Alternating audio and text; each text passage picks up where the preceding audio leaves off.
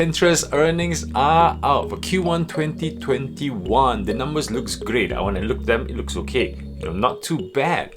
But the stock market has dropped almost 10%.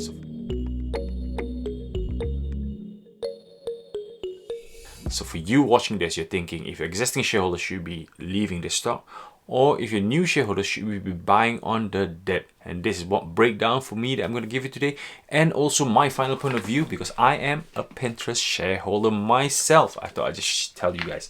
So the numbers came in not too bad. It's actually good. Earnings are growing. You must remember, before I give you the numbers, you must remember that Pinterest has got a trend. Every time it goes Christmas, they go peak high, and when it comes January, they drop. It's happened for the last few years. I've seen it. I bought Pinterest ever since IPO, and that's all it does, because Christmas sales goes up, and January people are paying the tax, people are not shopping as much. Obviously, it comes down. Revenue ads will come down, but things will pick up along the year. That's what we expect. And some of the numbers they share, including the forecast for Q2, looks really, really good. Let's start from the basic ground level. So, expectation for EPS was 7 cents. They want to make money, 7 cents, and they came at 11 cents EPS. It's good. It's better than last year. And also the revenue, 474 versus 485 million. In fact, there have been a 78% growth versus Q1 of 2020 versus Q1 of 2021. 70% growth, 78. Do you want to ask for more? This is amazing numbers. And also the revenue spent per user is previously 0.99 expectation per user. Now it's 1.04. It takes time to grow.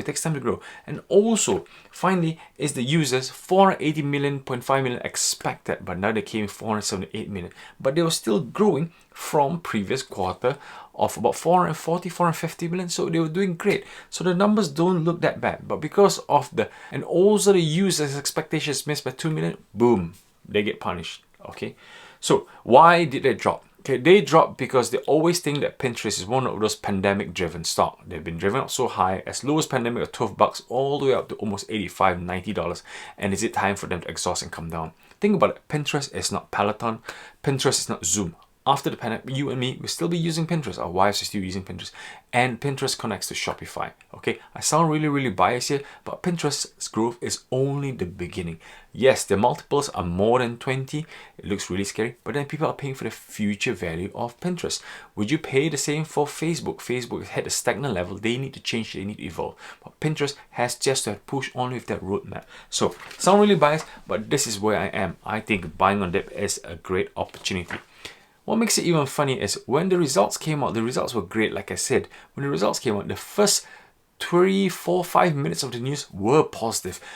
Pinterest beats revenue. Excellent result.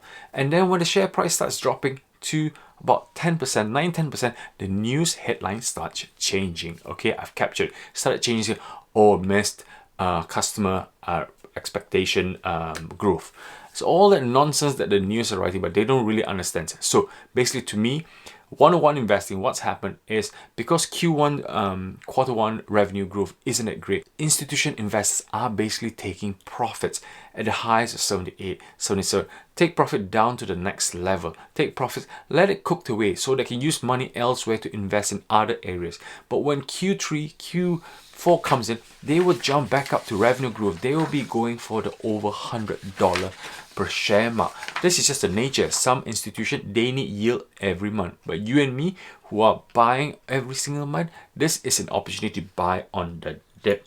Okay, what are the news Pinterest has? The second one that I'm going to share is Brazil expansion. They spoke a lot about Brazil expansion. SEA Limited is expanding Brazil. Lots of people are expanding Brazil. Brazil is an avenue for online e-commerce, not just Mercado, but everybody's going, including Pinterest.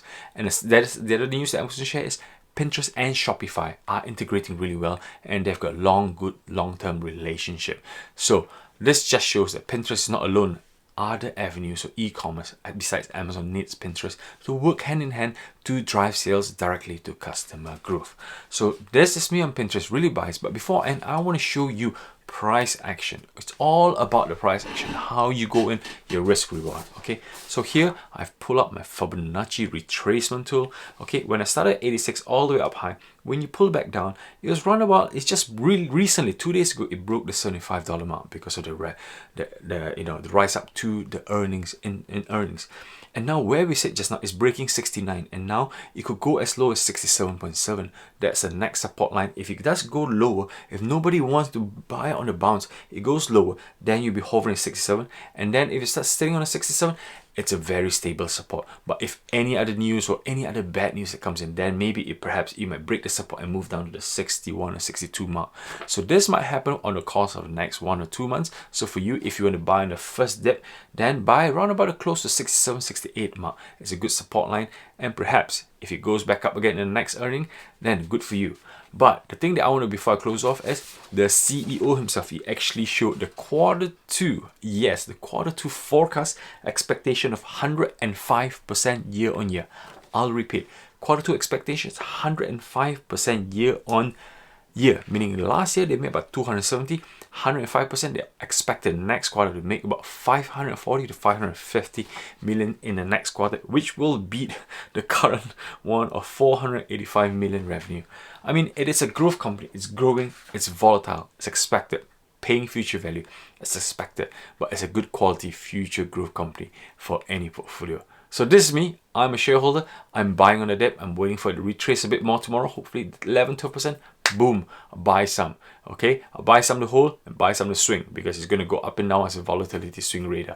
But then it's a good long-term stock to hold. And I am holding because I bought it ever since they were low in the teens, 16, 17, 18, 19.